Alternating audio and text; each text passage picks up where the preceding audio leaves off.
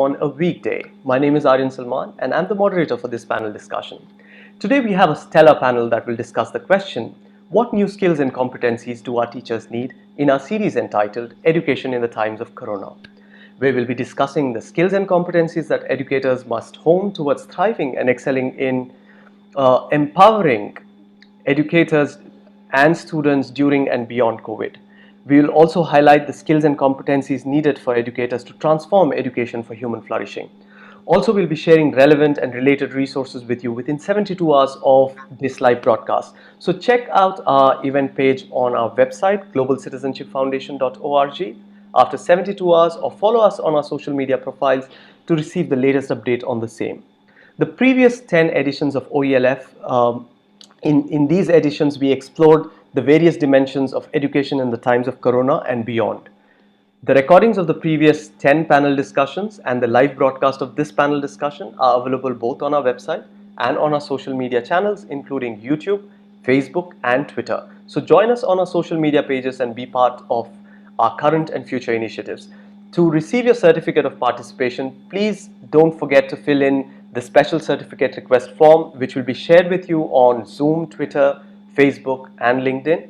We hope to dispatch your certificates by 31st of this month. I hope you will continue to support us by actively sharing your ideas, suggestions, and feedback, and help us in improving the way we serve you and boost our efforts in advancing the discourse on transforming education for human flourishing. As you know, we continue to live in increasingly challenging and uncertain times with enormous changes and disruption to our lives and our professions. It is a moment for us to assume active global citizenship and support those in need. Having said that, I would like to take this moment to mark a minute of silence for those who have lost their lives to the pandemic, the grieving individuals and families, and in solidarity with the Black Lives Matter movement in the US and around the world.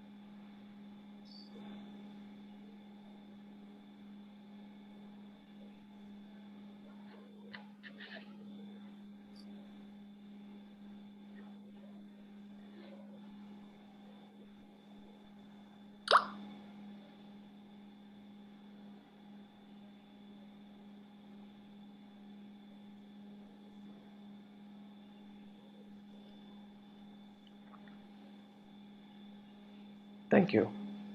Now we ring the bell to thank and honor the healthcare workers, our educators, and others on the front line who are carrying out essential roles selflessly, continuing their day-to-day duties inside and outside the home in support of us all.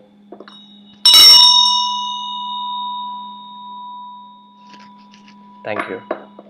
The Online Education Leadership Forum was started with the objective to provide a platform for educational leaders to shape, empower, influence, and advance the discourse on, and be a springboard aiding action towards transforming education for human flourishing. Never in the last 100 years have we seen such a massive impact on learning across the world. As per UNESCO, over 90% of the world's students have been affected by forced school closures worldwide due to COVID-19. Educators have gone beyond their call of duty and mandate to support learners and learning in this unprecedented learning crisis proactively. Educators, both who were native and new to remote learning and digital pedagogies, navigated through this moment of volatility, uncertainty, complexity, and ambiguity with vision, understanding, courage, and adaptability. The trial and error method adopted by educators served a huge purpose in propelling the education ecosystem to understand, navigate, and respond to the crisis decisively. However, no education had ever prepared them for a radical change such as this, and no technology existed that could holistically address the challenges of transitioning to this new reality. If many are successful today at transitioning from a survival mode to a mode of rebuilding education to leading by example, it is this transformation undergone by educators that we have a major credit to give to. Now, there is no denying that we have entered a radically new age of learning and that there is no going back to the old normal. Many schools have already initiated or planned or declared an entire year of remote learning or distance learning. And needless to say, our teachers need to be skilled and empowered to address the shortcomings of the pre-COVID education and lead and thrive in designing a new reality of transformative education that fosters human flourishing. If we are to empower teachers today, and to do so, the first step would be to identify and recognize the skills and competencies our teachers need to thrive and excel in doing what they're doing best and shape a system that fulfills the aspirations and potentials of Generation Z, Alpha, and beyond. It is in this context that we discuss the question, what skills and competencies do our teachers need? So, empowering our teachers with the right skills and competencies will determine how effective we are at transforming education for human flourishing and indeed in ensuring that we capture this moment to revolutionize education. Through the Education in the Times of Corona online series, the Global Citizenship Foundation and the Council for Global Citizenship Education are committed to supporting school leaders and educators by connecting experts, practitioners, and educational leaders from across the globe to discuss and share ideas, best practices, and perspectives to navigate and lead through this crisis. So, our goal today is whatever your role is in the education sector, that you'll come away with something, a new idea, a fresh perspective, a new strategy that you can apply to be successful at doing what you're doing best while ensuring the much needed continuous professional development required for transforming education for human flourishing. So here's the format to give you an idea of what to expect. First, we'll take a few minutes to introduce our awesome panelists from India and the United States. Then I'll kick off the conversation by opening the floor to the panelists. In the second half of our time today, we'll open the floor to give you an opportunity to directly ask specific questions to the panelists by either posting your questions on the chat platforms or virtually raising your hand by pressing the reaction button on the bottom of your screen on Zoom. Also, feel free to share your thoughts and ideas in the chat section anytime during the discussion and create a learning and engaging experience for all. The idea is to navigate the present and upcoming opportunities, issues, and challenges together to be able to transform education for human flourishing. Sounds good? Great. Let's get started with the panel introductions. It is my pleasure to welcome Heather Singmaster, Director for Career Technical Education and Global Cities Education Network at Asia Society's Center for Global Education, where her work focuses on international benchmarking, integrating global competence into career technical education or vocational programs, as well as in state and national education policies. Heather leads the GCEN, a network of international cities focused on best practices sharing in education. I take great pleasure in welcoming Jennifer Manise, Executive Director at the Longview Foundation for World Affairs and International Understanding in the United States. Prior to joining the Longview Foundation, Jennifer worked at the Council of Chief State School Officers as the Director of Program Development and Operations and has also served as a consultant on strategic partnerships, international education, and educational accountability and reporting. I take immense pleasure in welcoming Professor Vijay Ghei. Professor Vijay is a professor of design thinking and is a visiting faculty at several colleges and universities across the world. He works with leaders in educational institutions in developing empathetic mindsets and effective pedagogies for the next-gen learners. Through his career of over 39 years, Professor Vijay has embraced the philosophy of design thinking and its application in solving real-life issues. He now practices and evangelizes its application for competitive differentiation, development and improvement of human-centered products and services, as well as for social impact. It is my deepest pleasure to welcome Dr. Amrita Vohra, Director of Education at GEMS Education India and Executive Principal at GEMS International School, Gurgaon, India. She has been an active member of the GEMS Global Education team in Dubai. Dr. Amrita is a certified program leader for Cambridge educational programs for teachers and school leaders. In the past, she has worked with organizations such as Educom Solutions, Global Classroom, and Opportunity International. I take pleasure in welcoming Suzie, author and international education consultant from the United States. Suzie has worked with schools across the world that are shifting from traditional instructional practices to real-world problem-solving based education. Suzie is a member of the PBL Works National Faculty. She's also the author of 10 books, including Project-Based Teaching and The Power of a Plant, co-authored by award-winning global educator Stephen Ritz. I now open the floor to the panelists by requesting Heather to make her initial remarks. Thank you so much. Thank you for having me. I'm excited to be here.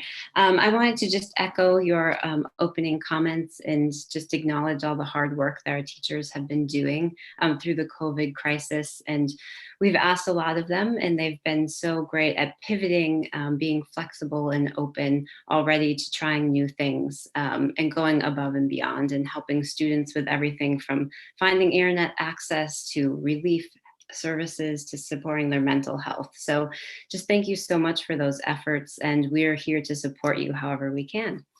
Our work at Asia Society is focused on helping students to become globally competent. And I think that the skills of global competence are critical right now, not only for students, but also for teachers. So our definition has 4 different domains. The first one is investigate the world. So this is about inquiry and being curious about the world and how it works. Teachers are going to need to be curious to find new ways to teach using technology and other tools and resources, especially as we move into this hybrid learning model. It'll be critical to maintain that curiosity, but also flexibility in responding to whatever the next school year really throws at us this fall. Second in our definition is recognizing perspectives. So this is about empathy and seeing things from multiple points of view. And this includes social emotional learning, which is going to be very critical as we help our students through this difficult time.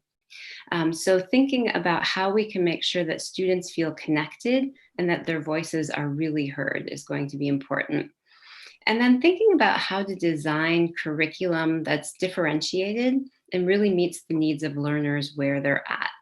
And thinking about how to narrow that curriculum down to the essentials, because we're not going to have time to really teach everything given limited time with students. So thinking about how to bring in those skills of empathy and creativity and critical thinking that will really serve them well in the future.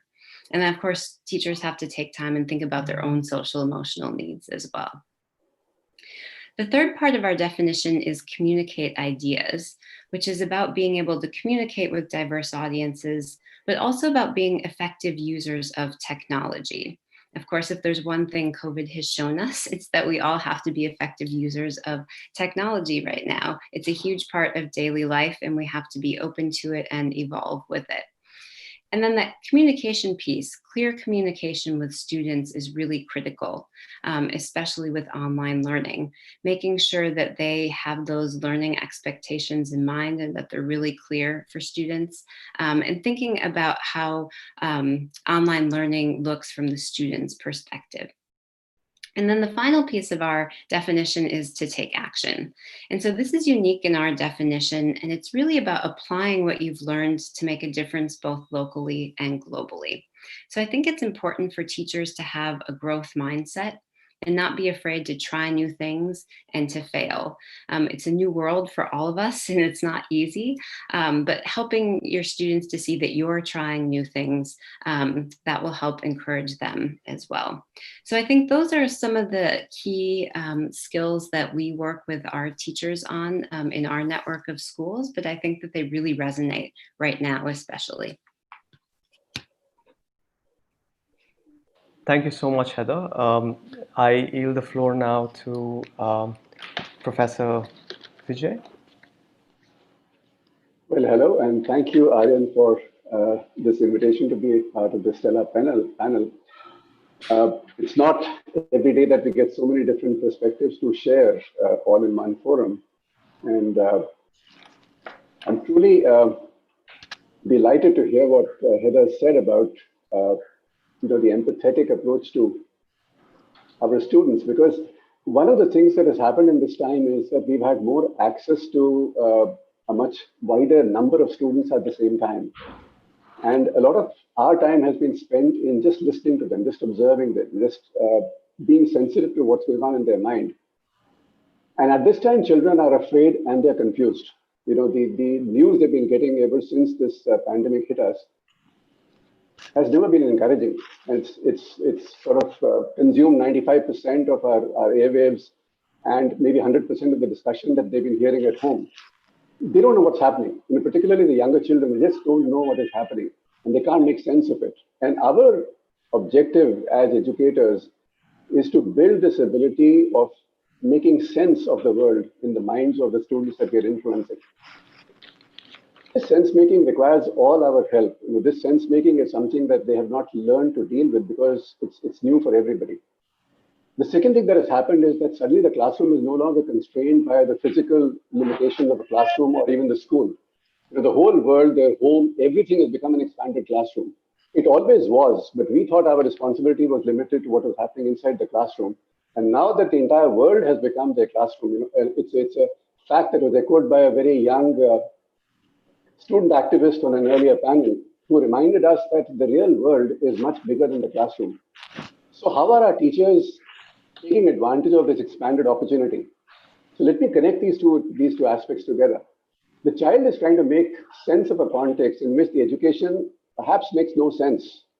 You know, we are trying to teach a certain subject and that subject makes no sense because in that context, at that time, the child doesn't need that. They're trying to grapple with much more fundamental questions. And so one of the biggest abilities that our teachers have to develop, and you know, it's working in some cases, some teachers are really doing it beautifully. But what we have to see is, can we take advantage of this expanded context and expand their ability to make sense of this? Because this is something that will be invaluable throughout life. Can we teach children that context matters? Can we teach children that the answer changes depending on the context? You know, it'll expand their mind into believing that. So one of the biggest answers that there's just no one perfect answer to any question. There can be multiple answers to the same question depending on the context. And the moment we have sensitized our children into saying that, into believing that there are different contexts, we've actually made them much more tolerant of each other. This online teaching and learning has opened up an opportunity where we can allow interaction between students who would not normally interact.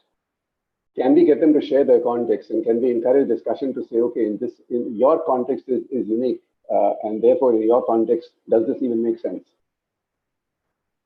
It's a time for us to move children away from competing to cooperating.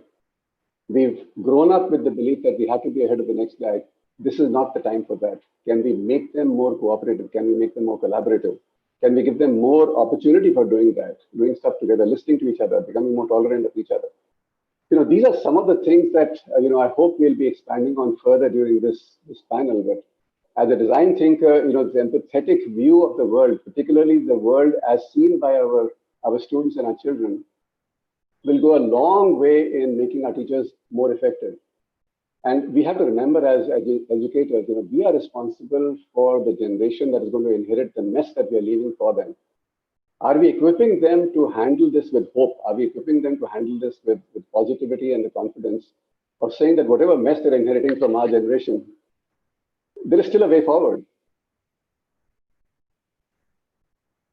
Thank you. Professor Vijay, I yield the floor to Jennifer. Thank you, and thank you for this opportunity. I'm humbled to be in the presence of this panel and Aaryan and your team and all of the teachers around the world that are joining us. You create the hope in children, and you are the weavers of the fabric of our communities. And I'm just so grateful for the career path that you've taken and all of the time and flexibility you've shown through a tremendous change. Obviously, our world will never be the same at this point, and how we take where we are and move it to something better, you are directing us on that path, and we are grateful for all that you do. I thought about how I wanted to frame my initial comments, and I decided to come up with 5 C's for you all for what it means to teach right now. And the first is with care. I think that the role that you play in giving students language to discuss what they're experiencing and the opportunity to feel what they're feeling and to recognize that their experience is unique, but that they also have things in common with others is an opportunity for them to understand their own perspective and understand others' perspective, to build their empathy and also to create an environment for deep learning and transformational learning. So my first C is care. My second C is community, creating an opportunity for your students to understand who they are, what their place is in their community, and how they can impact the world. That can be done through a lot of different ways. It can start with dialogue, but building that community within your classroom, even though it might be virtual right now, and then community within their community so that they can make a difference. And then community as a member, as a global citizen, I think is extremely important and a real opportunity right now. My third C is curation, and Heather hit on this, and Professor Vijay did as well, but the idea that you cannot accomplish everything that you have done in your traditional classrooms. You're going to have to curate and really think about what are the essentials that my students are going to need to know and be able to do in order to move on into the next school year.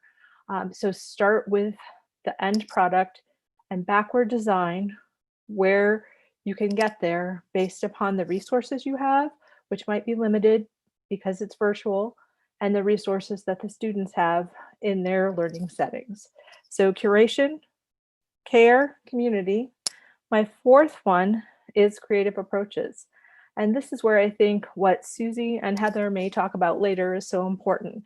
The idea of using projects to anchor the learning and to have yourself sort of tether their educational experience this year, not as someone who's delivering content over a video, but rather opening up the door for them to explore their home and their community as much as they can get outside to solve problems that are significant, both in their homes and in their communities, but also for the world. And we can talk more about some resources around that. But I think that really using creative approaches and thinking quite differently about how you use the time in video so that kids are really confident and excited to extend their learning and they see you as a partner in that. I think that's a critical role that you can play. And then my final one touches on Heather's last point as well, and that's connection. You're connecting to other teachers to solve problems you didn't even know you had, to look at approaches you had never considered, and to refine your own practice and to share your wisdom. It is so critical, and I have seen this evidenced all over the world in the past 6 months, that teachers support one another right now, and we are all here to support you as well with resources and through this conversation. And with that, I will yield back. Thank you.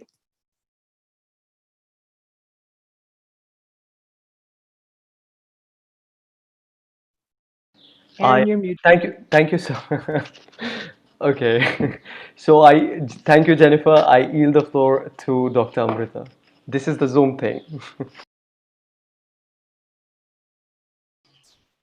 So thank you, Jennifer, Heather, and Professor Ghei, and thank you, Aaryan, and the entire team for providing this opportunity to speak on this forum. I'm left with almost nothing to say. The fact is that you guys have already covered most of the things that I had in my mind. And I would just add some perspective to it as a practitioner. I'm in the thick of things, and when this whole pandemic happened, we had to find our ways out of it as teachers. So I will speak from the perspective here of somebody who is every day with children. So I love the 5 C's, by the way: the care, community, creativity, the curation, and connection. You beautifully summed it up, actually. I feel that as teachers, we've always been in a profession which is very futuristic, because we are always dealing with children, And each generation is smarter than the previous one. So they are smarter people.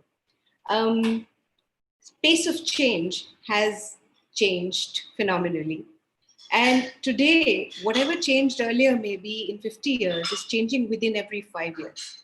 So we as educators do not really know what we are training them for in this world around. And so the difference and the kind of smartness has changed phenomenally too. We are teaching digital natives. For them, this environment is, they're born with it. For us, we need to learn, and we are adapting. We are the ones who find it tougher to adapt and to change as compared to children. Some of the amazing things that have been happening in this pandemic, the idea of hope is important. See, there is so much stress all around, and somebody, Dr. Ghei, really pointed out how much stress, confusion is there for children in particular. So as teachers, as educators, I think one of the most important things to promote right now is the idea of hope. And that is something we can do. With that comes the rest of it. Comes the idea of empathy, comes the idea of social, emotional connectivity and building those bonds and collaboration and growth mindset and everything else. Even the foundational literacies have changed. We've already had a generation grow up in the 21st century. And ICT literacy, civic and cultural literacy is now as important as learning, reading, and writing.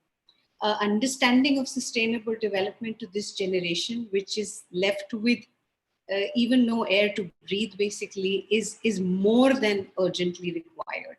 So that is something that has to be inbuilt. It's as crucial as reading and writing. So it has to be part of the curriculum. So when we are looking at curation of the curriculum, because the bare essentials are required, the bare essentials have become these rather than lots of things that were considered bare essentials. So that change is certainly needed, and that's being done.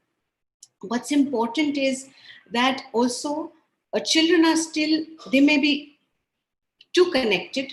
Social media is all around, children are trying to connect, but they're also yet young, they're also innocent and yet exploring, and may not really have the maturity to understand that this digital footprint is forever. That mentoring is required in a big way. So all that is something the teachers are doing. The classroom itself, of course, the whole world is the classroom, but then the dynamics of the classroom have completely changed. So whatever teachers have learned in terms of classroom management has changed dramatically. Now it is more about self-discipline. Discipline was never something that you could do in a military fashion in a school. It was always supposed to be like an orchestra. But now more than ever, the child is on his or her own. And the child is completely, free. They want to, use academic integrity in an assessment mode or not. They want to be present for a certain important lesson or not.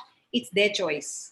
It's purely choice. The teacher may put in, attendance will be marked and so on and so forth, whatever checks and balances we put in. But the point is, yes, the child is sitting at home. There is not enough that we can do. I mean, the child can log in, and you can't have 30 children also with their cameras on at all times. We have connectivity issues and so many other things to grapple with. And you can't blame a child for those things. And you can't question. So it's pure choice at the end of the day. One thing that has become beautiful is the collaboration that is at the same time happening between the parent community and the schools. There is a lot of the other end of the spectrum also with the fee and stuff that we are dealing with in India. But other than that, there is still, because now parents are sitting right there in the classroom, watching everything happening firsthand. Some parents can be nitpicking and stuff, but most of the parents, 99% of the parents I know, are actually looking at and realizing the kind of hard work that goes into this kind of teaching, and are actually realizing what teachers have really been doing. And they have started respecting this idea of the importance of the teacher in this whole scheme of things. So while some years ago, there was a lot of discussion that, classrooms will turn into AI and you will have robots and so on and so forth. All that is out of the window now. The future is literally being rammed on us, and we know that the human element is more than important. The digital world has made it all possible. We are being able to teach. There are synchronous, asynchronous approaches. We are being able to explore a lot of tools. Learning is in fact more personalized because differentiated instruction is built in more strongly. So many technical tools that are available on the digital platform make it easier for the teacher to personalize instruction. You can use branching questions. You can do so much, which is possible, which in a physical classroom was not possible. So there is a lot of positives that technology brings with it. But the one thing that technology curbs is you're still talking to a screen, which is not the same. We're all missing that connection with children. And so are children missing it. I mean, every time I speak to my children, they say, okay, we love the classroom. We love the experience. We had a student exchange program where we're talking to children from the other end of the world and every day now. And we are learning different perspectives. We are bridging the gap. It's a whole new world. But I'm missing my school. I still want to be out there with, that we can't bring in. So that social emotional connect, that empathy, that is at the heart of a school education, and that cannot be done away with. What is important is to concentrate on the kind of assessment practices, because I think somebody mentioned that this whole shift is so much urgent. We have to shift from competing with others and obsession with marks to competing with yourself, to creating a growth mindset. Metacognition is now at the center. And that is something that we built into the assessment procedures at the school. Children are using 3-colored pens and doing a lot of self-assessment. They are identifying the yellow boxes or the areas of improvement on their own. They are bringing out, okay, this is what I'm proud of, I'm happy with this, and this is what I need to change in my work. And then the teacher is doing some sig marking and things like that to further enhance and see and have a discussion. That building in of metacognition has really changed the dynamics of how children look at learning. They are no longer bothered about cheating, which parents really questioned us. You're talking assessment, you're talking summative assessment now. Children are going to cheat. How are you going to control that? And the one thing that we said, no, if they cheat, then they don't know why assessment. And you don't know. If you're still obsessed with marks, then the whole point is lost. It's only about closing the loop. And it's the child who needs to understand what needs to get better. So the onus is no longer, the ownership has actually, we've been talking about student-led approaches and children owning the learning process, but now it has happened. Now the ownership is really with the child. Whether you talk of assessment, you talk of classroom management, anything, the ownership has genuinely moved in the hands of the learner. And that is the beauty of it. And the teachers genuinely become a facilitator. These are the skills, therefore, we've been talking about these skills and stages, but they've now become phenomenally evident and present, and they're happening. I think I'll end with that. Thank you. Thank you so much, Dr. Amrita. I yield the floor to Suzie. Thank you so much. Boy, what a challenge to follow all of you with additional comments. It's been fantastic to hear your perspectives. I think we have so much in common in terms of how we're seeing this moment, this opportunity. And I think all of us have seen a renewed appreciation for what teachers do. I think, we've all heard that over and over again. So I think I would just have to start by huge acknowledgement for just the big lift that teachers have done and continue to do for the sake of their students, all of our students. So I wanted to step back a little bit and think about where schools have been going kind of slowly, not quite so rapidly over the last decade or so.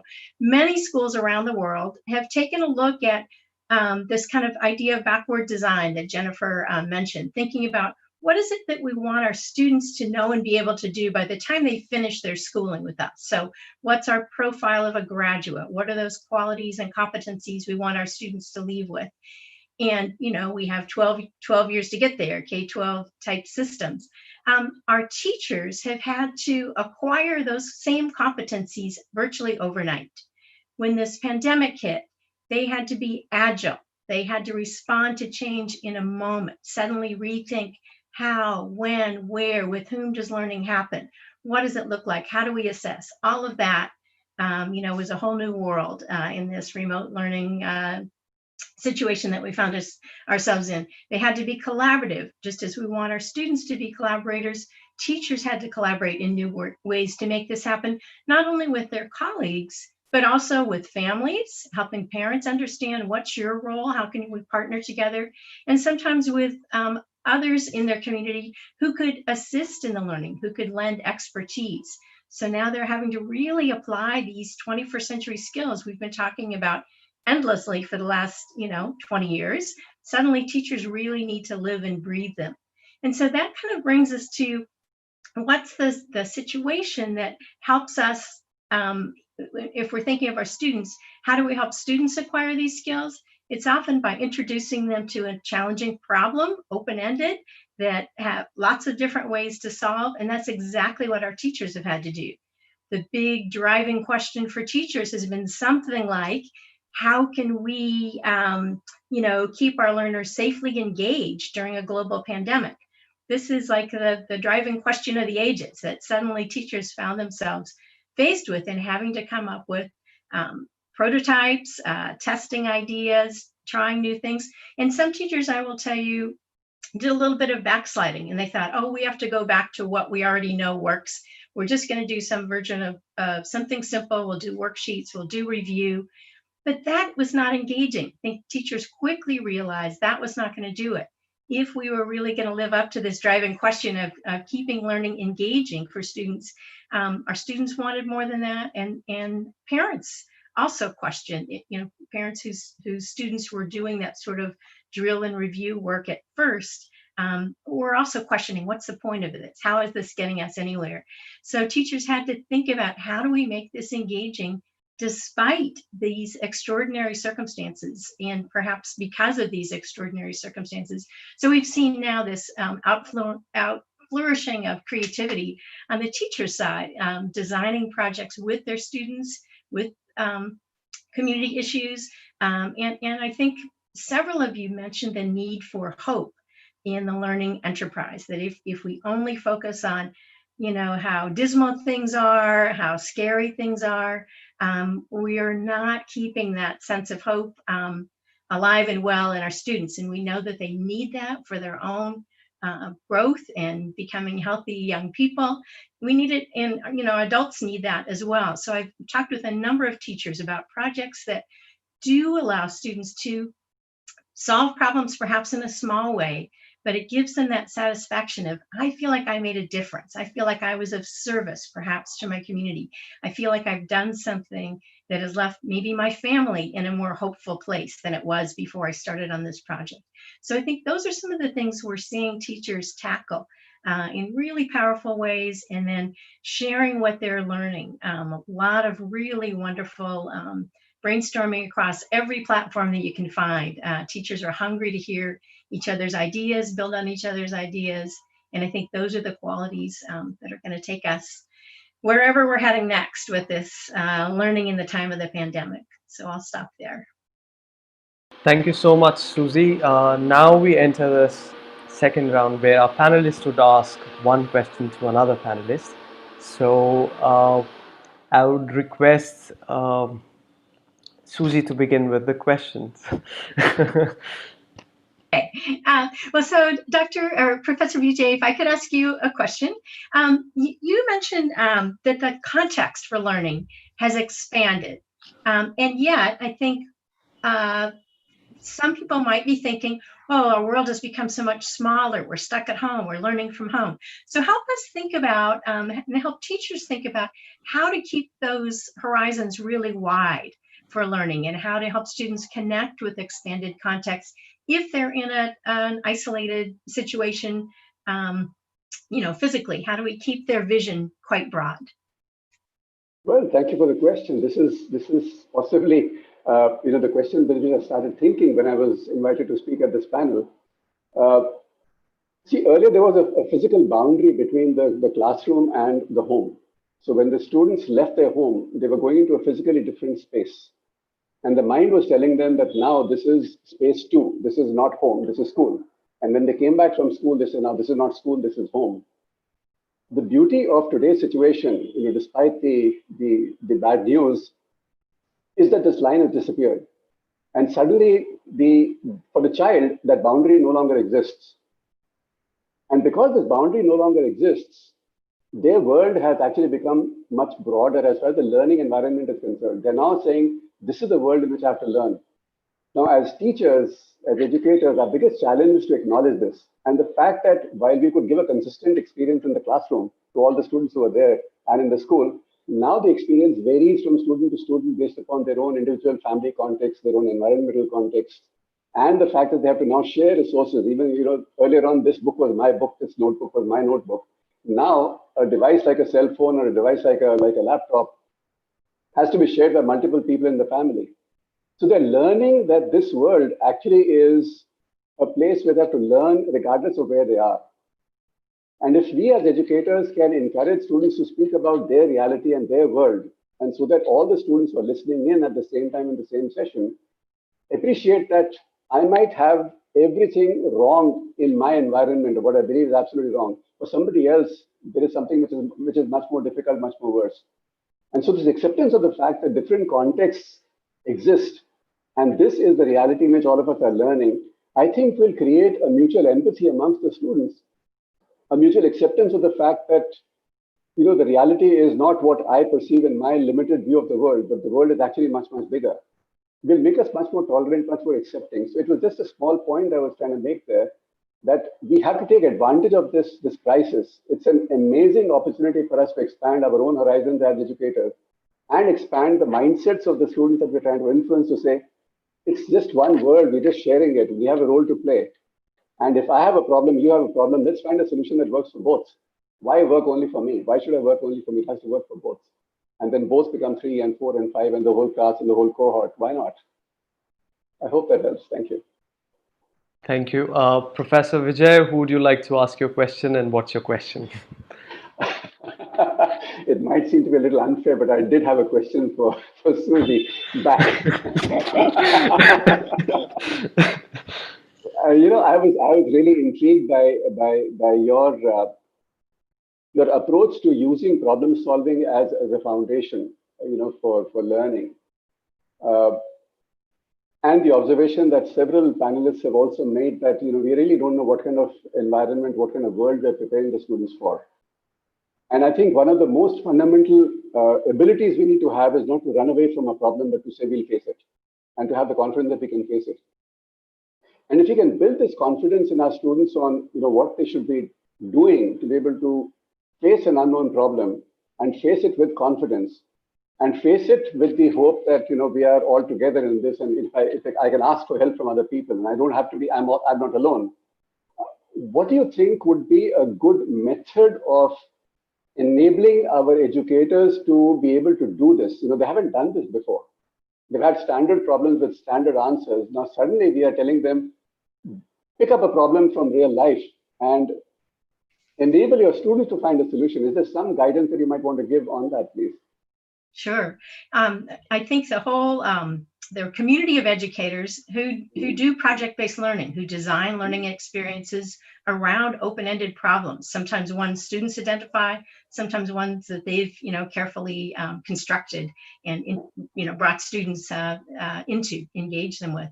But I think some of the kind of big strategies that are helpful here is to think about a problem that's going to be interesting to students, one that they really care about and will commit to solving, and then thinking as an educator, what are some of those academic bits of knowledge, some of the standards perhaps we might address through this particular topic, thinking sometimes around disciplinary issues.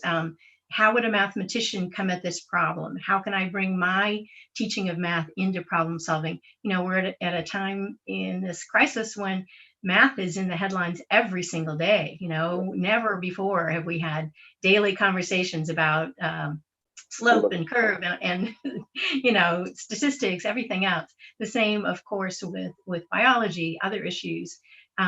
So there are ways to integrate academic learning goals as well as all these other competencies we've been talking about today, you know, creativity, confidence building, that sense of growth mindset into project design. It takes some artful teaching, and this is where collaboration is helpful, talking with teachers who have done this before and borrowing strategies.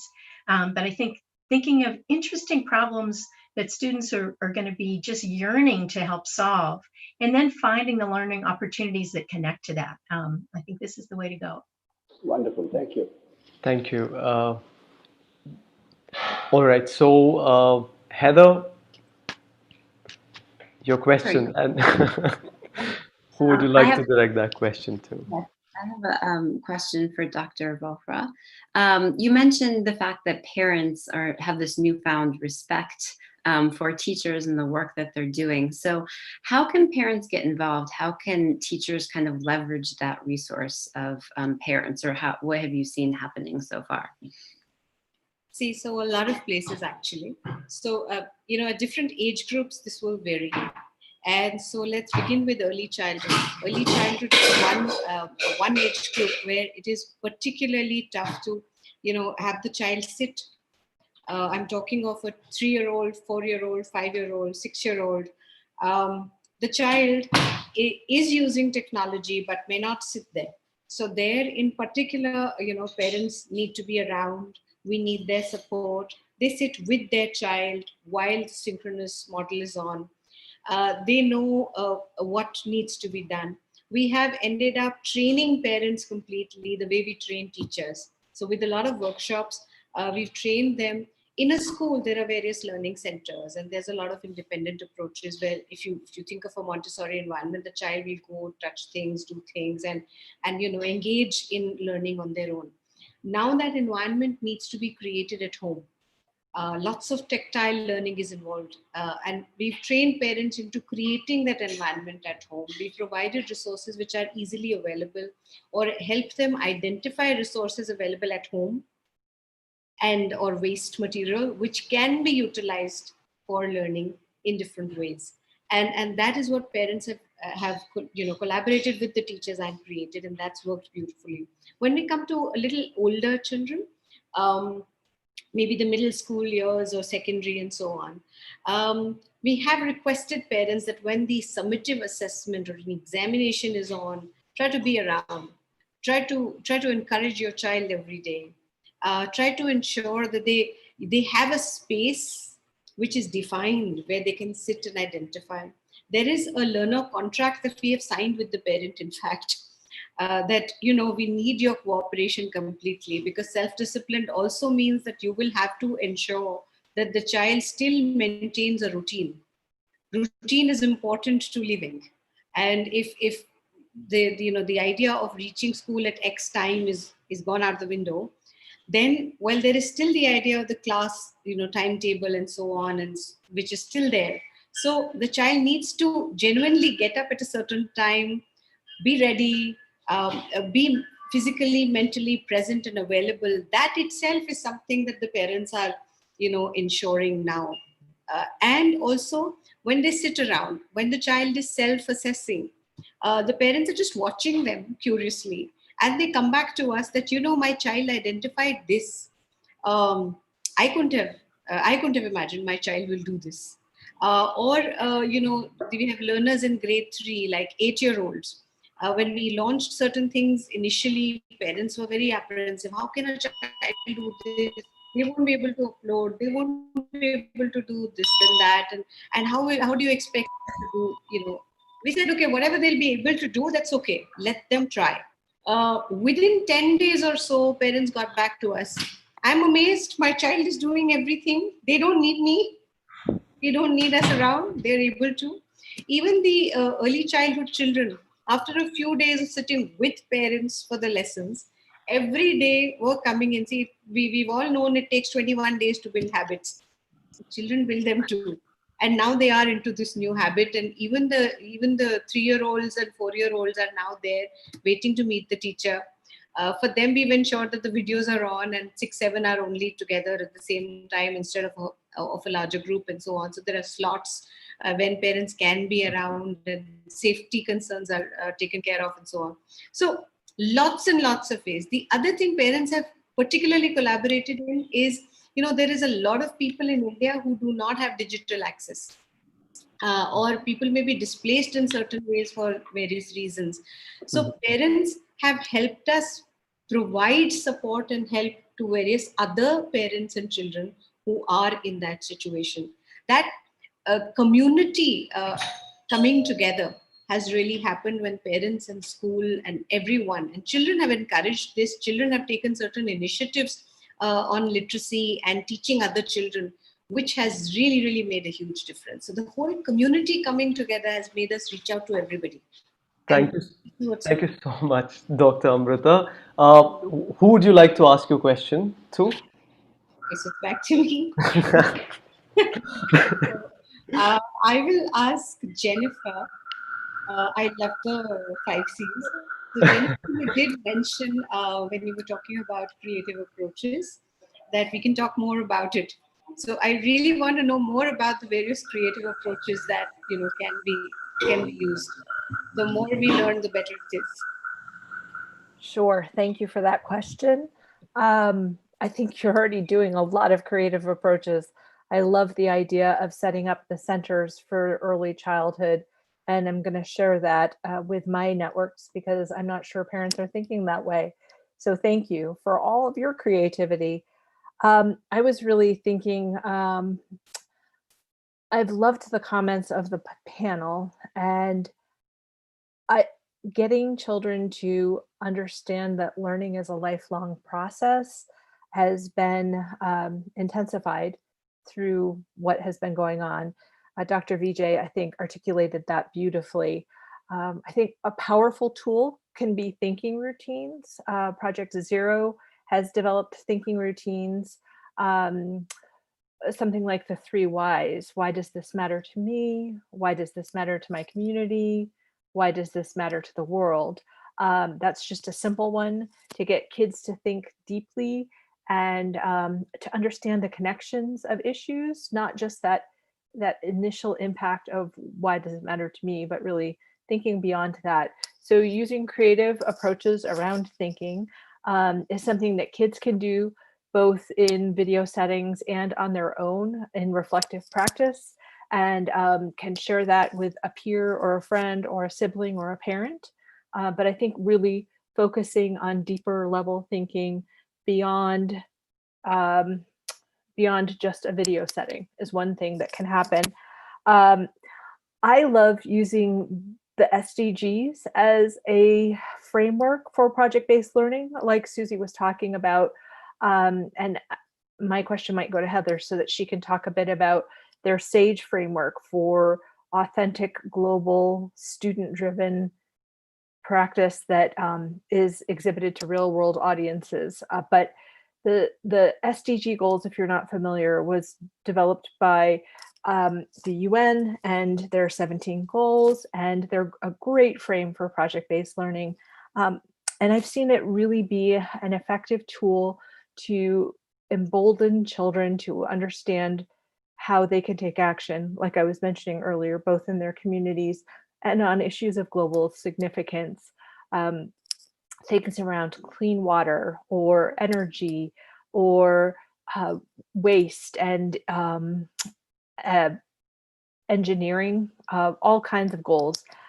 So I think tools like that, when I see kids take those on, just spending time with teachers and students this past semester, which was so rocky, I saw kids that were sticking with finishing huge projects, introducing legislation in their states, creating tools for students in other countries, just really sticking with it to the end, and so proud of their work, and talking with experts in the field, and just really expanding the capacity of what they think is possible for them as a student to do. So if I may ask Heather the question, do you want to talk a little bit more about the framework, the SAGE framework for meaningful global experiences, because I think that's a great specific example of what I'm talking about. Sure. Thank you for that question. Yeah, we created, so we work with a network of teachers across the United States, and we help them to do high quality interdisciplinary project-based learning. And it's a way to more deeply engage students. And I think that especially as students have so much ownership over their work, we have to get them really engaged or they're not going to be motivated to do it. So the SAGE model, it's an acronym. So the S stands for student choice. So when we're creating projects or lessons, to really give students some kind of choice up front, whether it's the product that they produce or the topic that they cover. And the SDGs are a fantastic example. And Jennifer is fantastic at coming up with different project ideas linked to the SDGs. But you know, the student choice piece is just so important. And then especially thinking about the ownership piece, and that students have that ownership already. So giving them choice to maybe in the order in which they do their work. You can't really give them a prescribed order because they have so much going on, limitations to how they're using the internet. So it's more about giving them some choice and making sure to check back in with them often. The A in SAGE stands for authentic work. So giving them real world work that they may do out in once they leave school, but also keep it challenging. Students are more engaged when they're challenged, but make sure that you check in with them. You know, with COVID, you have to increase that support and make sure it matches those expectations. And then promoting that resilience and emphasizing that it's okay to fail. We're all trying something new. So again, we're encouraging that growth mindset. And then the G in SAGE, of course, is for global engagement, since that's the focus of our work. But we know from the schools that we work with that giving students that global context for their projects helps them see the real world application of what they're doing, appreciation for their own culture and diversity. And so we have much higher graduation rates because of that, because they're so engaged in that work. And then the E in SAGE stands for exhibit to a real world audience. So being able to showcase their work to experts who are knowledgeable and can give them real world feedback and praise is important.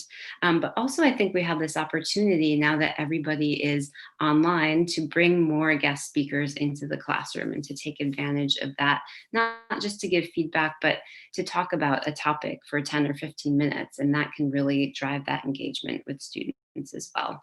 So that's our SAGE model. Thank you so much, Heather, and thank you everybody. So now I have a few questions before we move to the audience question round. So my first question is to Heather. Heather, we talk about the limitations that the system places a teacher in many contexts. I mean, so whether it's the US or it's India or any part of the world, teachers have certain limitations and restrictions due to maybe either it's perceived or it's real. So in this context, what skills do you think a teacher needs, or what are the core competencies that a teacher needs to be able to overcome these challenges that you see? Like, say for example, in India, when you see a lot of teachers end up assuming that, like, they don't have a lot of leeway, they don't have room to, like, affect change. But you'd be surprised, like, from grade 1 to grade 8, a teacher can do anything under the sun. So you don't have board regulations, you don't have any restrictions. Usually it's like, the mindset, and at times it's also the restrictions placed due to, like, the environment. So what are the skills that a teacher needs to be able to overcome these perceived or real challenges? Yeah, when we work with teachers a lot around project-based learning, they say it's really tough because they have this prescribed curriculum and they're not sure how to overcome that. So we encourage them to start small, try something out, try something small, a pilot, and find somebody else maybe within the building who's also interested in doing that and test it out and work together. And there are a lot of resources out there to help too, and a lot of really good examples, and a lot of free resources, especially now online, I think that you can go to. I know that a lot of countries too have created national platforms to allow teachers to share resources and different ideas of lesson plans. So that could be more tied to your local standards. So looking for those types of platforms where you can share and communicate and connect with other teachers, I think is important too. Thank you. So collaboration is one skill that you think would help teachers overcome one of the challenges. My next question is to Professor Vijay. You spoke about moving from competition to collaboration. My question to you is, I mean, say like it's twofold. One, if we move away from competition, how do we bring out the individual excellence? Because how I viewed that, perhaps you, when you took up a session, you spoke about how we need to balance it, like the idea of competition and collaboration going hand in hand. So how do we, so as a teacher, like, generally what we say is we look at collaboration all the time, but we foster competition. So what are the skills a teacher would require to either, like, foster competitive collaboration or collaborative competition? So what are the skills? Well, that's a big question, and that's what a number of dimensions. Let me try to address this. Uh, Look at our overall goal. Our overall goal is to build confidence and hope. Our overall goal is to make students feel that they can handle whatever comes to them in the future. And we don't know what that's going to be. So as far as competition is concerned, I think a point made earlier in this panel is that the competition has to be with themselves. The competition with others has to be discouraged. The competition has to be with themselves. Am I tomorrow going to be better than I am today? Am I today better than what I was yesterday? The collaboration bit is important because no student today, in fact, no human being, no person today can survive or thrive on their own. You need others. You need the whole social fabric, the whole supportive network that you're a part of. And so the collaborative nature of realizing that everybody is important, everybody can contribute to my doing better, and then in exchange, I have to contribute to them as well. I think the moment we can balance this perspective in the minds of the learners, we've created a better world. Because my problem now no longer is my problem alone. I look out and say, look, other people are facing the same problem. Can we all get together and find a solution? And if we can all find a solution for ourselves, can the solution now start impacting other people beyond that? Already we have competed with ourselves and put ourselves in a better place than we were earlier. So finding situations and examples where students can collaborate and experience the joy of actually being in a better place tomorrow. I take a simple example. If I'm facing a problem and I solve the problem, I'm mentally in a much better, much happier place. The problem doesn't exist and I solve it on my own. Giving children that high of saying, I'm today in a better place than I was yesterday, I think itself is a motivation for them to keep learning how to do this better and better. And so the suggestion of giving graded projects, starting small, letting them see small successes, getting on to bigger problems that are shared by more students, experienced by more students, finding out bigger and better solutions, getting expert opinion on that, I think is a brilliant way of doing this. So that's really my perspective. Thank you. Thank you, Professor. My next question is to Jennifer. Jennifer, when we talk about fostering global understanding or global citizenship, one of the core skills is social emotional learning. So at the heart of whatever we do also has this component of social emotional learning. So what are the skills and competencies required for a teacher to be able to foster social emotional learning? See, one is to pass on something, like, just as a skill, because social emotional learning requires more than just passing on knowledge, right? It's much more than cognitive. So what are the skills you think are relevant for a teacher to achieve global understanding or global citizenship? Thank you. That's a good question. A couple of things come to mind immediately. The first is empathy, demonstrable empathy for the students. Another one is humility. Instead of being an expert, you are a co-learner, and you're respecting your students and recognizing that they have things to teach you. And I'd say that the third one is probably emotional awareness, just having a sense of how your words and your actions impact your students and how you set the stage for them to learn. But I think so much of that has to be done through example and without empathy and humility. And that's not to say that you're not still the teacher, and it's important that students respect you, but at the same time, there are lots of things that you can do to demonstrate how to learn SEL well through how you treat your students, how you treat your peers, how you treat those in authority over you. Thank you so much, Jennifer. My next question is to Dr. Amrita.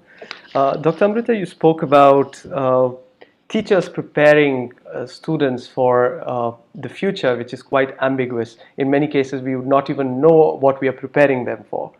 So if we are to prepare them in a better way, if there is, I mean, say, I would not use the word right way. So if there is a better way of preparing, what are the skills a teacher needs, and how do you think, I mean, say, if you have to encapsulate three ideas, concrete ideas in just 3 words, how would you define those? See, of course. So three key ideas. One is adaptability. I mean, it goes without saying. It is changing. So adapting to any new circumstances is a very, very key skill that we all require today. And we'll have to, we'll have to adapt. The second is, human beings evolve, so education must evolve, and it has, and we've seen it evolving. The second thing that children will require, we don't know what they will need as a skill tomorrow. So project-based learning comes in very handy, as my fellow panelists have already said in so many ways. Competing with oneself, again, the growth mindset that it creates comes in very handy. That's a very key skill. We also call it metacognition, or thinking about thinking, or learning how to learn, right? These are very interconnected ideas, and we'll have to keep unlearning, relearning in the new world. It will keep changing. It's not as if by the time my children today grow up to be 25 and they choose a career and they're going to stick into that career. They may have to, in 5 years, maybe change the career itself. We moved from a world where people stuck to the same job for a lifetime to a world where people kept changing jobs every 3-4 years. And now we've already somehow moved into a world where people are no longer just changing jobs, they're changing careers completely. So that unlearning and relearning. So learning how to learn has become a key idea. And that's why building in metacognition is so crucial. And that's one of the very key skills. That's why integrating that into the teaching learning process is very key. So that is something that we are doing. The third, and we've always as a school emphasized on this, is reading. If you're amazing at reading, you can read and learn anything. Reading will not mean just fluency in reading, but reading to comprehend well, various sub-skills to do with reading. If you're amazing at that and you enjoy reading, you can read and learn about anything under the sun. That will not go away. You can, of course, watch videos, and there will be multiple modes in the coming times. But reading is still something that I feel will survive and will continue to build on the way we perceive the world. Thank you so much, Dr. Amrita. My last question is to Suzie. Suzie, you've been working on project-based teaching. Now, a lot of teachers, may not be aware of gold standard for PBL and things like that. So, what are the core skills or competencies you think are necessary or important for a teacher to be able to deliver the kind of quality project-based learning experience for children? Because now we see that we are moving more towards experiential learning, where we are helping children learn by do and also learn by reflecting on what they're doing. So what are the skills that a teacher would need to do the same? Right. And I think you're just on the right track when you're talking about experiential learning. I mean, when a teacher is designing a project, they're designing a learning experience. So they're thinking about what do I want my students to know and be able to do by the end of this experience?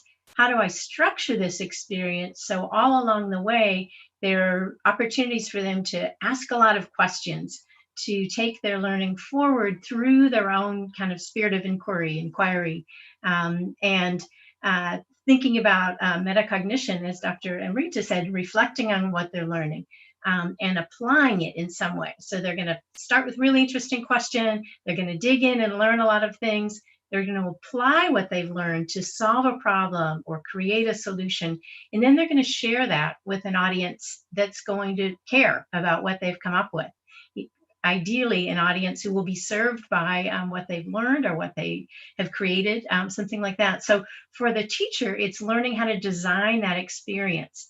And it doesn't mean, I've worked with a lot of teachers on this process. It doesn't mean forgetting everything you know about teaching and starting completely over. It's just using some of your core strategies in a little bit more strategic way. So, of course, you're going to help students learn to be researchers, because that's part of how they're going to build that background knowledge that they need in order to solve a problem. Of course, you're going to be assessing student understanding all along the way and doing formative check-ins, because otherwise you're not going to know how to help your students, as a guide and facilitator through this process. And of course, you want to be engaging and know what your students care about so you can help them set goals and connect to their interests and all those sorts of things. So it's sometimes retooling what you think of as teaching in a slightly different context, but it's not starting completely from scratch, I think, as a teacher. I think any good project-based teacher starts with the foundation of knowing your students well, really caring about them, and trying to build learning experiences that are going to stay with them, not just through those several weeks when you're in the project, but really stay with them on into the future, that can be kind of become part of who they are as young people. And when we talk with students who have been through a successful project, that's what really stands out, that this has created a really palpable memory for them. They remember themselves as a problem solver or as a leader or as someone who could speak to others about a solution they've come up with. And, they stand a little taller by the end of a good project. So those are some of the messages for teachers, I think, that help. Thank you. Thank you so much, everybody. Now we move on to taking the audience questions. So we already have one question here. So the question is, what is the role of leadership in enabling these competencies in educators? So Jennifer, would you like to take this question? Sure. You read my body language. Well done. I do want to take this one. And I'd love to hear from my co-panelists. I've learned so much from all of you. This is a great conversation. The role of leadership is situational. It's going to really depend on what your context is in the school. Sometimes the role of leadership is to stay out of your way and let you do what you're excited about and let you pass that excitement on to your students. Sometimes the role of leadership is to find partners and peers for you to get ideas from and to support your work, maybe through professional development. Sometimes the role of leadership is to block external forces who might not be excited about things changing. And sometimes the role of leadership is to actually create the example for the rest of the school to follow and to elevate and highlight your work so that more teachers get excited about doing things differently. I would love to hear from my other panelists as well, but those were some things that came to mind. If anybody would like to add to it, you may. We'll take the next question. The next question is, what are the ways in which we discourage parents and students from the obsession with marks or grades, especially in these times of virtual teaching and learning? So what are the things that we could do to discourage? Who'd like to take this? Dr. Amrita? I'm doing this every day. So I think yet again, Jennifer, he read the body language. So, well, it is an obsession, and particularly in India, it's a huge, huge obsession. Recently, we have the CBSE result, and we all know how much everybody was hankering for it, and so on, and we all know it. Even in junior classes, junior grades, where we do not have any board exams or any kind of standardized testing, we just have internal school assessment. Even there, I have seen over the years that parents the minute a test, any kind of test, is announced or a date sheet is provided to a parent, um, that obsession with marks, no matter what you say and try and do, it just is there. It's just almost impossible to break it. So the one thing that has worked well for us, and there can be hundreds of strategies, I'm sure, but we have ensured that the allocation of marks to summative assessment is very limited, and the larger chunk of marks is allocated to formative assessment, which is ongoing and every day and so on. So what is integrated within the teaching and learning process, the assessment as learning and for learning, when parents know that most of the marks are going to come from here and you can't do anything about it because this is an everyday thing, so you can't go on obsessing every day. So it becomes slightly mitigated. This particular pandemic has helped us give children a lot of access and children a lot of ownership. As I was talking earlier, that children are doing a lot of self-directed learning, lots of self and peer assessment and evaluation and stuff, and they're using 3 colored pens. So they're using a yellow color to mark out areas where I need to improve. What is my yellow area, and what is it that I pick out, and then I set goals from there. They're using a pink color to identify these are the things where I got it wrong. The teachers share a rubric beforehand, and the teachers also share an exemplar once the child has done something to help them reach the goal that they. Whenever we're talking about pen paper kind of assessment, of course there can be hundreds of other ways of assessment, but there is a certain obsession with pen paper, and you have to do it, especially in an Indian context.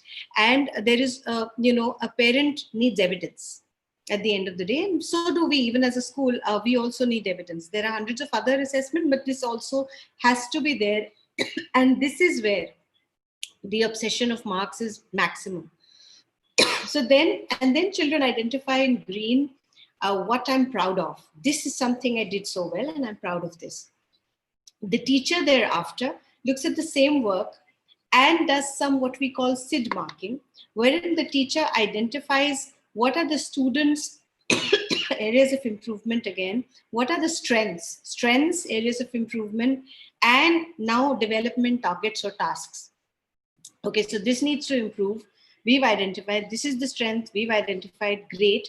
The idea is that the child and the teacher should be able to identify as closely as possible. The closer it gets, the better it is. And contrary to popular perception, actually when children mark their own work or peer work, they identify way more areas to improve as compared to teachers. We usually have to then tell them to sort of focus on certain, limit the targets. They can't just have too many targets. They won't be able to achieve. So we have to sort of help them to sort of, okay, you want to do this, it's a long list. Okay, what is it that you want to prioritize? So we help them prioritize, and then they say, okay, these two, this is my goal. Help them do SMART targets. This is my timeline, and I want to achieve it by this time. So it's the student's choice, and some facilitation by the teacher, helping them prioritize, and then that little thing improve, great. Now what next do you want to improve? And so on and so forth. So it just keeps improving. You're always competing with yourself, as Dr. Ghei put it, and you're always building on to what you already know. And you're also collaborating because you're helping your peer group do the same.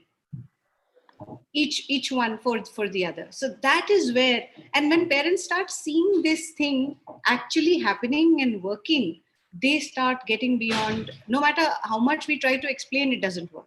But when they see it happen, it starts working. And I have seen parents thinking, transforming on this, and they're coming around and they're talking to me again. Well, this worked. This is okay. This is good to do. I saw my child improve. Oh, this is genuine. So that's where we are. Thank you so much, Dr. Amrita. The next question is on social tensions and social fabric. So, given the pandemic has actually affected the social fabric, right? In the sense, as a child, as young children, they don't get to meet children who are not like them. So having that diversity gets impacted. So you don't get that human touch. So what are the things that a teacher can do to ensure that, like, we foster tolerance and diversity in the class online? So Heather, if you can take this question. Yes, so I'm thinking about, actually, as a parent in my own son, we've been trying to make sure that he stays socially connected. He's only 10, so that's such an important time to have that connection piece. So we've been organizing a lot of video calls for him. He's been playing music with friends online.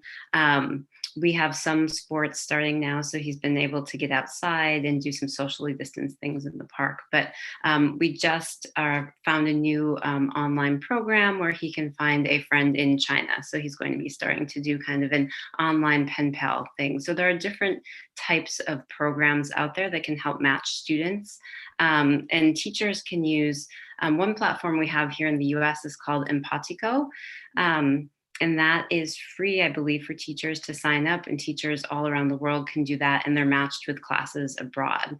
So that way students can have that video social interaction with other students in other countries, so that they can interact with some diversity as well.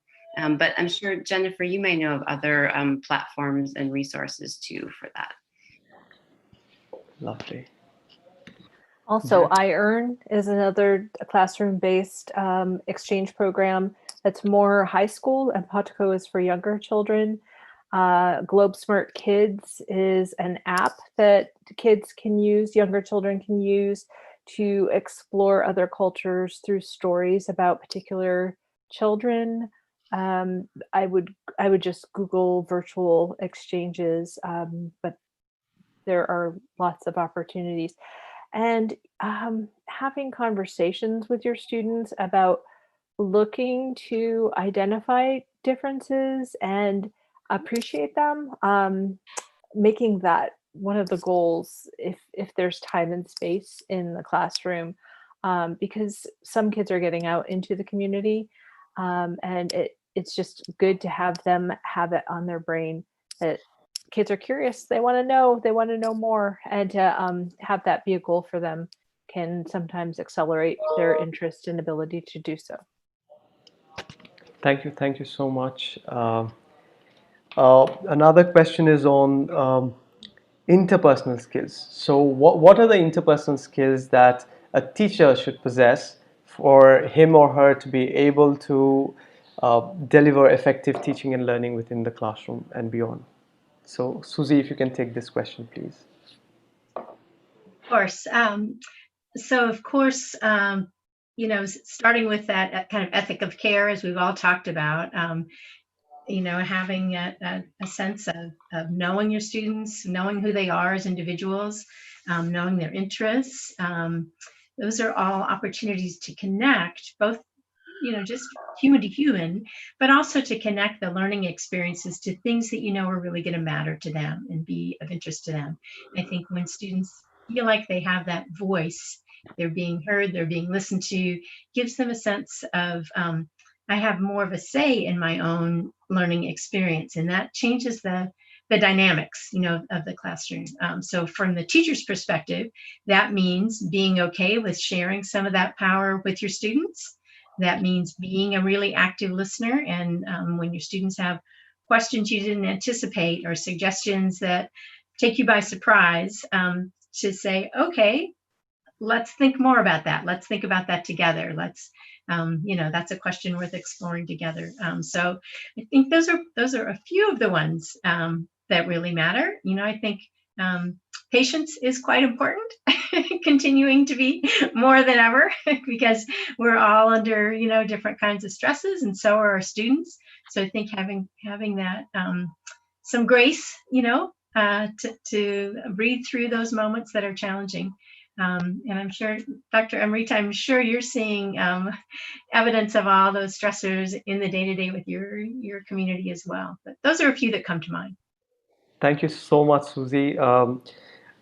Professor Ghei, what are the practical things that a teacher should be mindful of? Because see, right now everybody is doing this trial and error. So in this, what are the things that one should be mindful of in ensuring that whatever they do is actually beneficial to them and their classrooms? So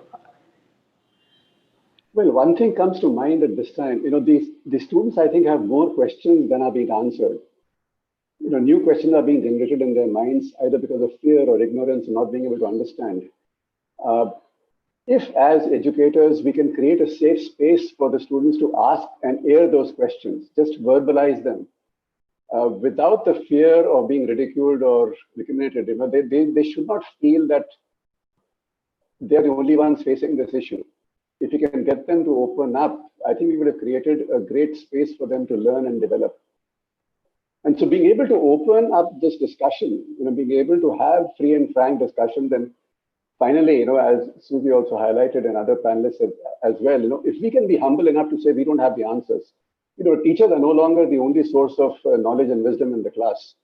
If the teachers can learn along with their students and so let's look, this is a good question, let's look at the answer, let's see who has what kind of thoughts, encourage this kind of a dialogue, I think we would have created a very different kind of an environment for learning where we are sharing the issue, we are sharing the solution, we are sharing the solution, we are all gaining together. I think that feeling is something which is amazing. It's something that I think we can all do. thank you so much, Professor Vijay. So now we move on to the next round where we ask a practical question to all the panelists. So before I ask this question, one thing that I noticed from the entire panel was whenever I asked you about skills and competencies, most of the things that you spoke about were not technical. Most of them were so-called soft skills, which are very hard to acquire. So that is the thing. Now, my question to all of you is, if you were to prepare a report on the future of skills and competencies for teachers, what would the top 5 skills on your list be? And you may tell us why in just a sentence each. So who'd like to go first? Okay, This one I'm not going to point out. okay, let me start. Let me start. Sure. Years and years ago, UNESCO published the Deloitte's Commission report and focused on 4 pillars of learning. There's learning to learn, learning to do, learning to be, and learning to work with others. I think as educators, somewhere we have diluted the focus on the latter 3 pillars of learning. We focused more on learning to learn. We need to balance, if you can build the competence of giving assignments, giving projects and opportunities for students to apply what they have learned, to become better humans by caring for other people, for other students, being conscious of the fact that other students will not be in the same place as I am. And finally, learning to collaborate, learning to work with other children. I think we would have done a great thing. So that's one set of competencies that I think are extremely invaluable. The second is not to be the only source of wisdom in the room. There is this practice of telling the students where to look, but not what to look for.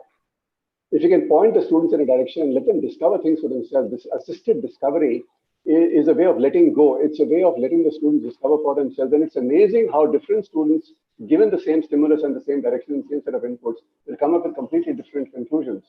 And this sharing of different conclusions from the same set of facts also creates this ability to think creatively, to think critically, to be able to have a debate which is constructive and learning are 2 very, very important capabilities that I thought we could focus on. The third, of course, I've already shared.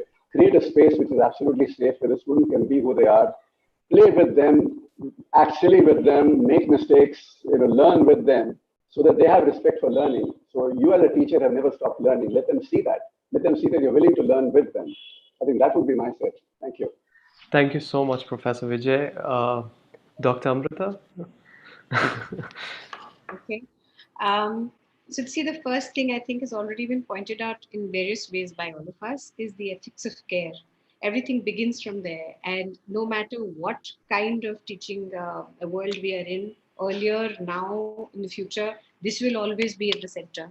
That is at the heart of teacher is a caregiver, a nurturer, and that is at the heart of everything. And social, emotional bonding, engagement with the child, that is where it all begins. And then, of course, the rest comes in. The second thing, since you asked for 5, so the second thing That is very, very key. As a teacher, you have to be an amazing, amazing communicator. It's all about communicating. And communication, not just the verbal aspects of it, but non-verbal, which has become tougher on the digital platform. That also, but then finding ways of doing it. So communicating with the children, with various other stakeholders. The parents are also an important stakeholder in the whole process, very central to it. So communication with parents, communication with fellow teachers, communication with the entire system, with the community. That is very key, not just with the students. And how we present our ideas and thoughts, that is what teaching is all about in a way, right? The third is collaboration. Um, in various ways, collaboration is at the heart. Professor Ghei pointed out moving from competing to collaborating. And that for teachers is very key. So the one thing that I've seen works best for teacher learning or professional development is joint practice development. When this whole pandemic began, one thing we started was we invigorated the professional learning community of teachers, and we ensured that every week in every department, every subject department, a different teacher, no teacher leader as such, but a different teacher led the CPD program. She invented something new, found out something new, and shared with everyone else. Within 2 months, everybody was full with ideas and everybody was brimming with excitement. And there is so much they've done. It's phenomenal, the kind of things teachers have done. I think that bell that you rang for some other people needs to be rung for teachers now. So that is the third one. The fourth is creativity and thinking. Thinking is at the heart of teaching. And fostering creativity, critical thinking is something very, very crucial to the idea of education. Why are we into education in the first place? It is to have thinking beings. Children learn on their own anyway. Before they step into the school, they learn how to walk, they learn how to talk, they acquire language. And this is Maria Montessori's statement, not mine. So it's only the process. If we are trying to still work for a system of industrialization, which is more to do with mass production of certain kinds of like a factory line production of certain kind of beings, that's no longer required. That's done, and that style of education was never okay. It should have changed and evolved, and now I'm sure it will, because this push is phenomenal given by this pandemic. So what we need essentially in the world, what has always worked, what has led to all innovation and all development of the human civilization, is thinking beings, thinking individual, this capacity to bounce back, which is innate in us. Every time the child falls while trying to learn to walk, they just bounce back on their own. It's later that somehow that is curbed by all the no's that are put into their way and all the drama that we create around it. So that needs to be cut out, and we need to have thinking beings and creativity. And of course, goes without saying that we need to become digital natives. This is the platform. Learning will have to be blended. Gone are the days when you could expect a child to be traveling 3 hours back and forth from school every single day and then be tired completely to do anything else. That is not on. What people have realized, sitting at home, you can do so much. So that needs to be somewhere, even when the pandemic is over and we are into the so-called new normal, we are able to integrate some of the good things that we have picked up in this tough time and integrate that into the overall system of schooling. Maybe 2 days of school. This I heard from a parent just yesterday. Maybe just 2 days of physical school where we can do all those things that are needed, in the physical environment. And maybe the rest of the 3 days could be where children are able to use digital means and do the rest and bring it all together. Lots of ownership has to be with children. So for that, teachers have to be digital natives, teachers have to be creative and care. So those are my points. Thank you so much, Dr. Amrita. Jennifer? Okay, I've got 5. And there's only one C this time. and that's curiosity. I think it's just really important. Love of learning, humility, growth mindset, and empathy. Thank you so much, Jennifer. Suzie. Yes, of course, I would want to echo everything I've already heard, but a couple that I haven't heard yet that are a little more specific. One is around information literacy, being able to really kind of interrogate information. Can I find it? Do I know if it's true? How do I know if it's true? How do I decide, what to trust? I think that's hugely critical for a teacher to be able to do and to be able to impart that. I think another one is around constructing an argument. How do I construct an argument and back it up with evidence? So how can I draw on the information that I'm gathering and assessing and use it to construct an argument and support that? If teachers can model that and show them the language and the thinking processes, whether you're making an argument as a scientist or a mathematician or a social scientist or whatever it is. And I think a third one, in addition to a couple of others I would grab and echo from my colleagues, but a third one is around storytelling. And I just think that is critically important for good teachers, to be able to create a narrative that draws your students in. We all know the power of a great story, but I think also to create a story about what kind of learners are we? What's the journey of learning that we're on together? And how do we tell and celebrate that story? Those are a few that I think are a little more specific than ones that I've already been hearing. So I'm going to stop at 3. Thank you so much, Suzie. Heather. Well, going last, I have a lot of repeats. So I think being able to stay positive and have a positive mindset when you're coming into the class each day, because your mindset affects the student mindset and their, mindset for learning. Genuineness, being really honest and direct with students, I think is really important too, because they're going to sense that whether you're in person or online. And then openness. I think that's kind of repeating what we've already said, but being open to learning with your students. And again, that growth mindset and not being afraid to fail with them and being flexible. Thank you so much, Heather. Suzie spoke about information literacy. So I had a very interesting conversation with David Adams, who's the author of The Practical Guide for Educators to Foster Emotional Intelligence. So he spoke about how media and information literacy programs that we have today don't incorporate SEL. So the idea is, can we empower our teachers and our students to identify what emotions a particular news item is trying to evoke? So trying to help them understand the SEL component could actually add more value. So I just thought I would bring to your attention the discussion that I had with him. So I think as teachers, you could look into these amazing skills and competencies that would enable you to do what you're doing best. So we are almost at the end of this discussion. So as you may have noticed, almost all of the skills that have been mentioned here are to do more with the mind and the heart, and it's much more than just the hand. So you need to be able to match all three, and I'm sure this discussion would have given you ideas as to what skills you need to pay more attention to. So this also gives you this opportunity to see that technical skills alone would not cut through. Like in one of the TED Talks I had heard, a student would not like to learn from somebody who knows everything but they don't like. So you should be able to build that bridge, that connect with the child. So I think this conversation re-emphasizes that very idea. So this is a moment where we are to shape intentional and inclusive policies and nurturing practices towards creating an ecosystem that's truly empathetic, compassionate, mindful, and fosters a space for you, your colleagues, and everybody around you to grow and thrive.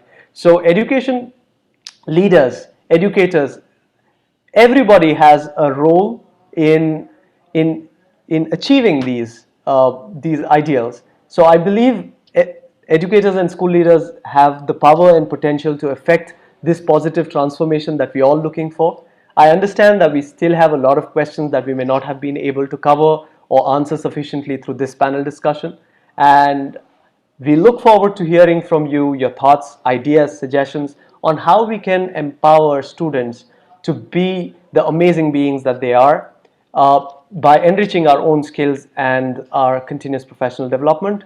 So please send me an email or tag us in your post on social media, and I'd be delighted to know more from you. Also, do suggest what you'd like our future discussions to be on. Our next panel discussion is on the 8th of August at 5:30 p.m. India time, that is GMT plus 5.5, and we'll be discussing the question, can we put lifelong learning into the learning agenda? I thank all of you for sharing your amazing ideas during this discussion.